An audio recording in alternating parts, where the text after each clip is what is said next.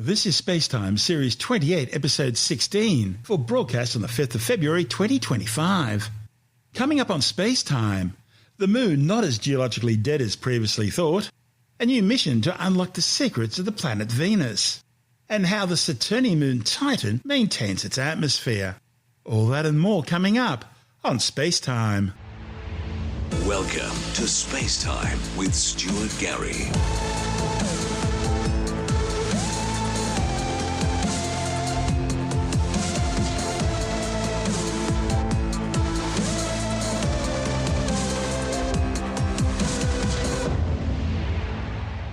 A new study has discovered that the Earth's moon may not be as geologically dead as previously thought. The findings, reported in the Planetary Science Journal, are based on observations of small ridges on the lunar far side. Scientists have studied the moon's surface for decades in order to help piece together its complex geological and evolutionary history. Now, evidence from lunar maria, they're the dark flat areas of the moon filled with solidified lava, suggests that the moon must have experienced significant compression in its distant past. Researchers suspect that large arcing ridges on the moon's near side were formed by contractions that occurred billions of years ago as the moon cooled down and shrank, and they concluded that the moon's maria has remained dormant ever since. However, a new study reveals that what lies beneath the lunar surface may be more dynamic than previously thought. The authors discovered that small ridges located on the moon's far side are notably younger than those previously studied ridges on the near side. One of the study's authors, Jacqueline Clark from the University of Maryland, says many scientists believe that most of the moon's geological movements probably happened 2.5 to maybe 3 billion years ago. But Clark and colleagues are seeing that these tectonic landforms have been recently active around the last billion years or so, and may still be active today. The authors say these small mare ridges seem to have formed within the last 200 million years or so, which is relatively recent considering the moon's timescale. Using advanced mapping and modelling techniques, the authors found 268 previously unknown small ridges on the lunar far side. The ridges typically appeared in groups of 10 to 40 in volcanic regions that likely formed between 3.2 to 3.6 billion years ago in narrow areas where there may be underlying weaknesses in the moon's crust. Now, to estimate the age of these small ridges, the authors used a technique called crater counting, and they found the ridges were notably younger than other features in their surroundings. Crater counting is pretty simple. Essentially, the more craters a surface has, the older that surface is likely to be. That's because the surface has had more time to accumulate more craters. After counting the craters around these small ridges and seeing that some of the ridges actually cut through existing impact craters, the authors believe that these landforms were tectonically active in the last 160 million years. Interestingly, Clark noted that the far side ridges were similar in structure to the ones on the near side, and that suggests that both were created by the same forces, likely a combination of the moon's gradual shrinking and shifts in lunar orbit. The Apollo missions of the late 60s and early 70s detected a series of small shallow moonquakes, and the new findings suggest that these small ridges might be related to similar seismic activity. Learning more about the evolution of the lunar surface could have important implications for the logistics of future moon missions. Clark hopes that future missions to the moon will include tools like ground-penetrating radar so researchers can better understand the structures beneath the lunar surface. And knowing where the moon is still geologically dynamic has very real implications for where NASA plans to put its astronauts' equipment and infrastructure when it finally returns to stay on the lunar surface. This is SpaceTime. Still to come, a new mission to unlock the secrets of the planet Venus, and how the Saturnian moon Titan maintains its thick atmosphere. All that and more still to come on SpaceTime.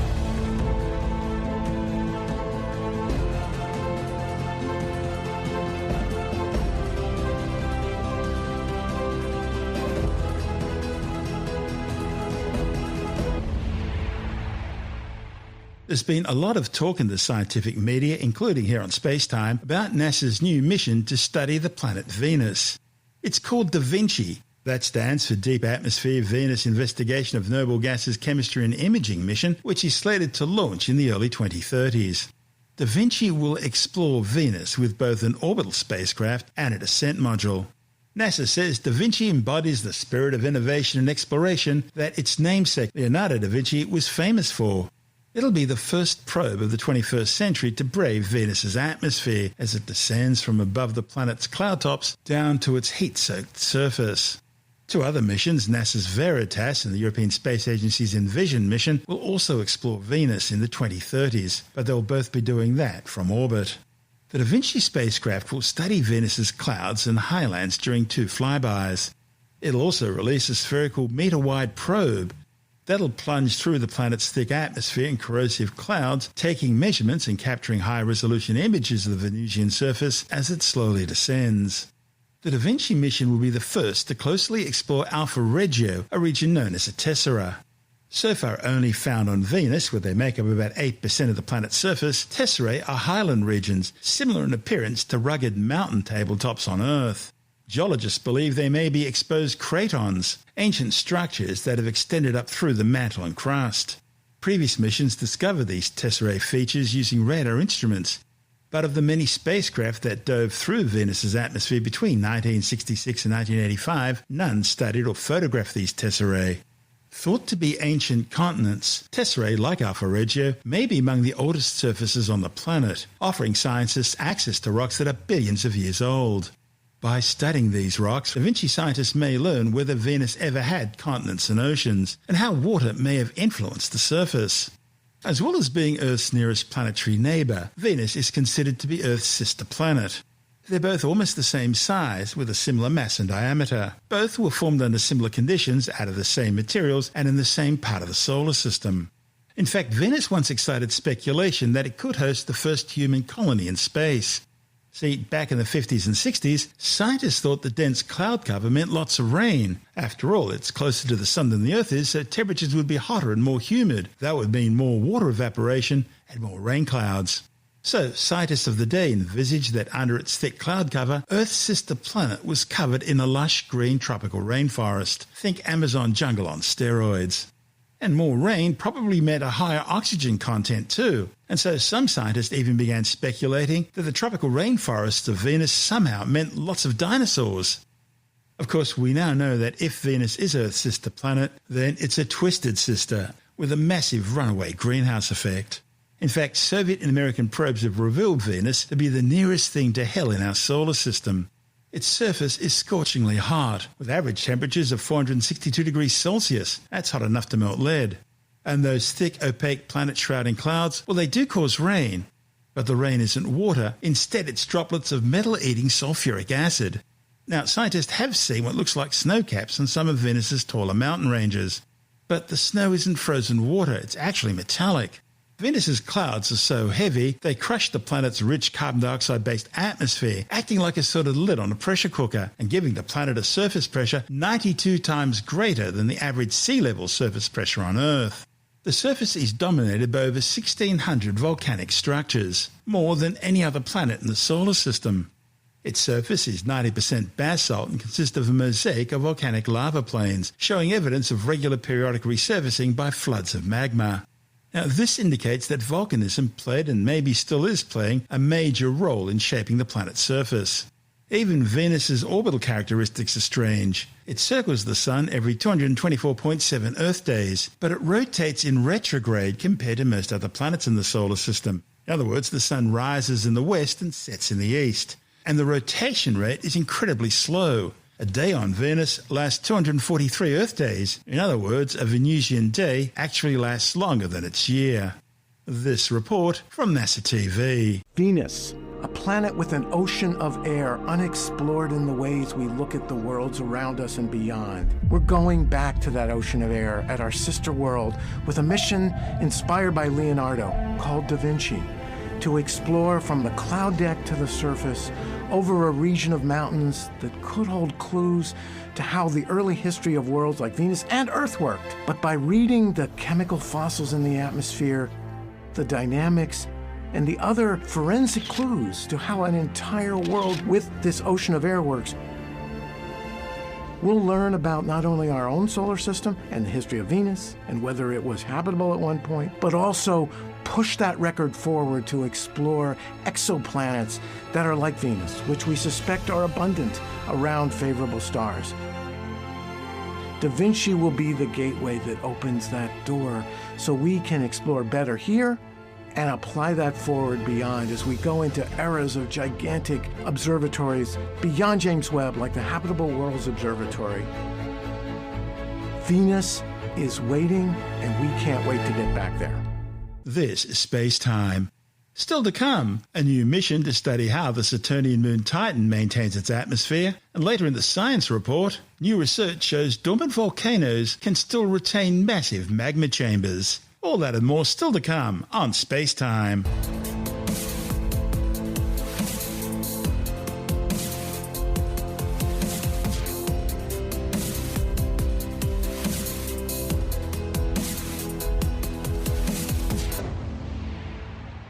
A new study suggests that the Saturnian moon Titan maintains its unique nitrogen-rich atmosphere through high-pressure chemical reactions deep below the surface.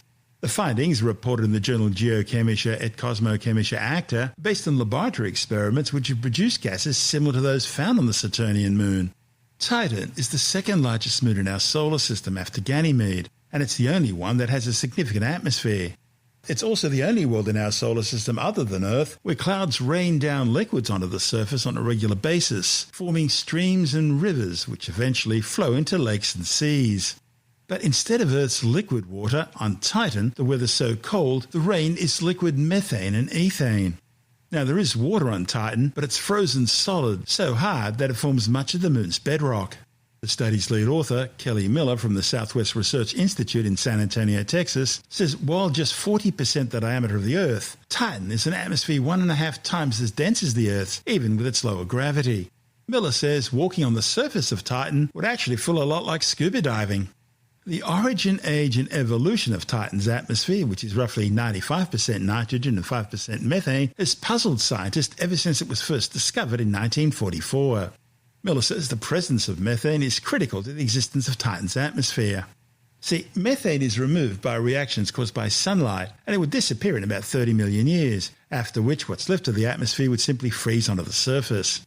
Now, because of methane's short geological lifespan, scientists think some sort of internal process must be replenishing the methane. Miller, who was also the lead author of a 2019 paper published in the Astrophysical Journal, has proposed a theoretical model to show how the moon's atmosphere has developed and is being replenished over the years. The paper hypothesizes that large amounts of highly complex organic materials are heated up in Titan's rocky interior, and that releases nitrogen as well as carbon gases like methane. These gases then seep out onto the surface, forming a thick atmosphere around the moon. Now, this theory is corroborated by recent experiments that heated organic materials to temperatures of around 250 to 500 degrees Celsius at pressures of up to 10 kilobars in order to simulate the interior conditions of Titan. And the experiments produced carbon gases like carbon dioxide and methane in sufficient quantities to help supply Titan's atmospheric reservoir. The paper is largely based on NASA's Cassini-Huygens spacecraft, which launched in 1977 and explored the Saturnian system between 2014 and 2017. During that mission, Cassini deployed the Huygens lander, which descended through the atmosphere, landing on Titan's surface. Images show a surface which felt like wet sand. NASA plans to launch another mission to the Saturnian system in 2028 with a spacecraft helicopter drone named Dragonfly. The Dragonfly quadcopter will be designed to explore Titan up close and investigate whether environments at Titan could have ever been conducive for life. This report from NASA TV. Our next New Frontiers mission, Dragonfly, will explore Saturn's largest moon, Titan. Dragonfly will be the first drone lander with the capability to fly over 100 miles through Titan's thick atmosphere. Titan is unlike any other place in our solar system and the most comparable to early Earth. The instruments on board will help us investigate organic chemistry and search for chemical signatures of past or even present life. So we have on Titan opportunity to observe the processes that were present on early Earth when life began to form, and possibly even conditions that may be able to harbor life today. One of the things that is particularly exciting about this mission is that we can do the very detailed chemical measurements, but be able to put them in the context of Titan as a system. This is SpaceTime.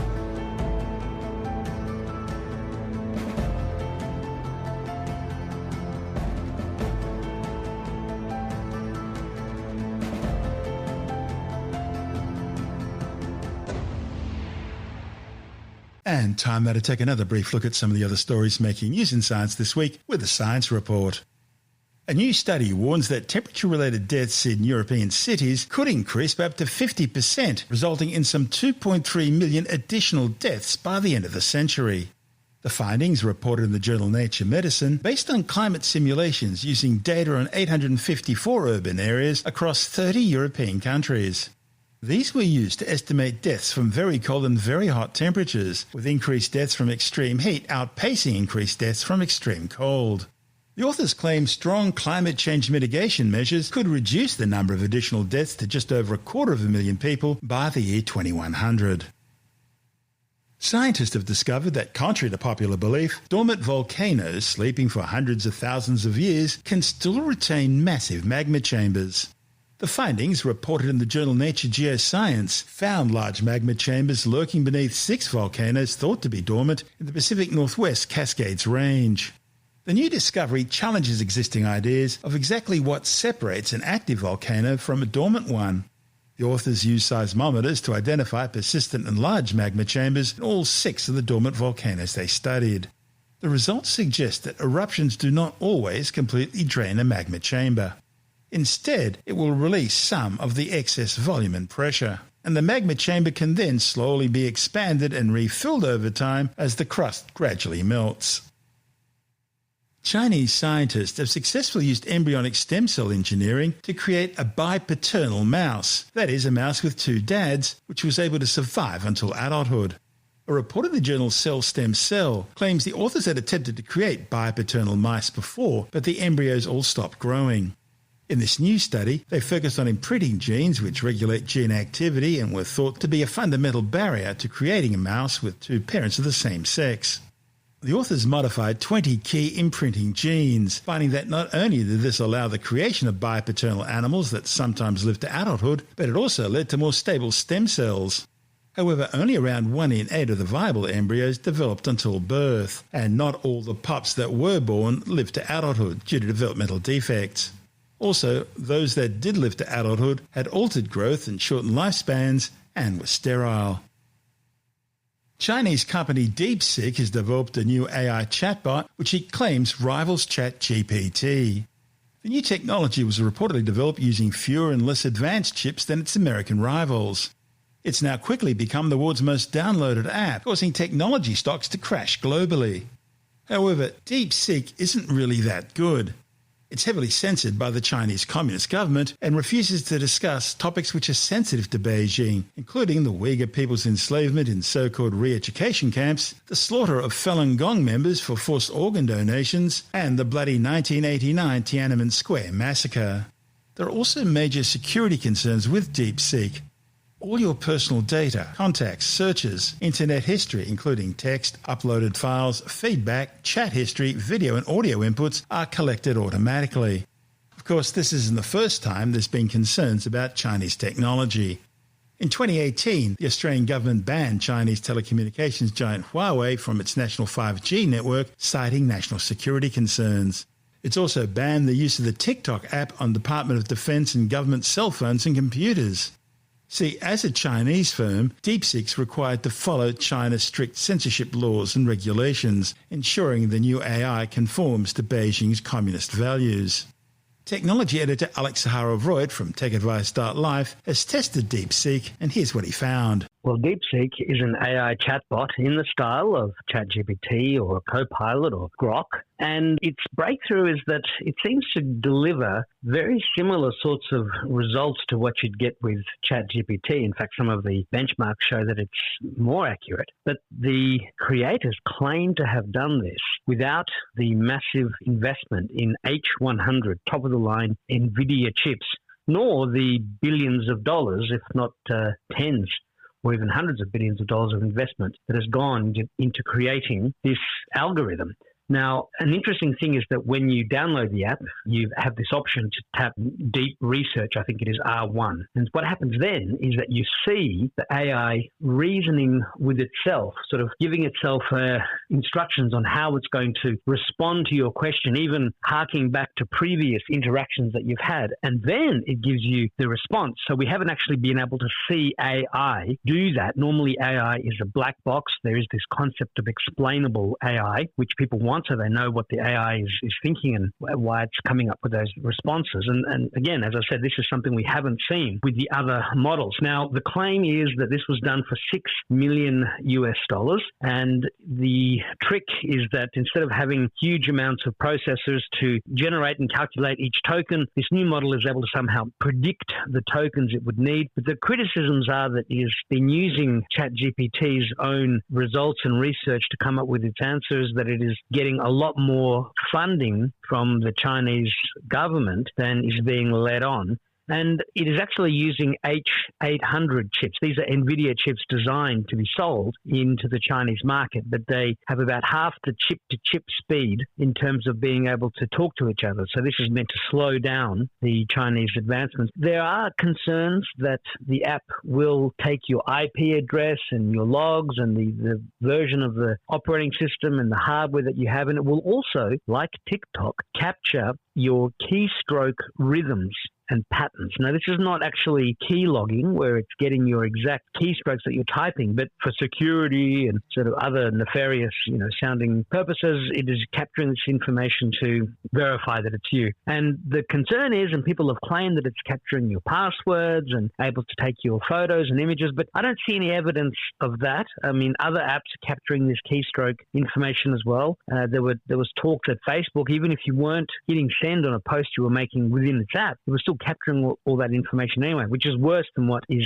claimed with DeepSeek. But it is true that if you insert or input information into DeepSeek for it to do its calculations and come up with an answer, that is information you are giving to the system, which you can put into a profile against your username that you have to sign up with, and it is stored on Chinese servers. So look, I downloaded it, I tried it, I looked at it, it works, it's pretty cool. I've since deleted it because I have ChatGPT, I have Grok, and I don't know whether to trust this particular app or not, but it is the number one app in the US, in Australia, and other countries as well. So a lot of people have looked at it. And if it is true that the system can do a better job with resources than what the current models in the US are able to come up with, well, it's open source. So that information can be easily subsumed within ChatGPT or Grok or other systems, and they can get an incredible boost as well. And look, the final story on whether this is some giant spy tool is yet to be told, but it's horses for courses. You can play with it and find out for yourself, but you'll get the same sort of results you'll get from ChatGPT or Grok, both of which you can access for free. That's Alex Zaharov-Reutt from Tech Advice Start Life.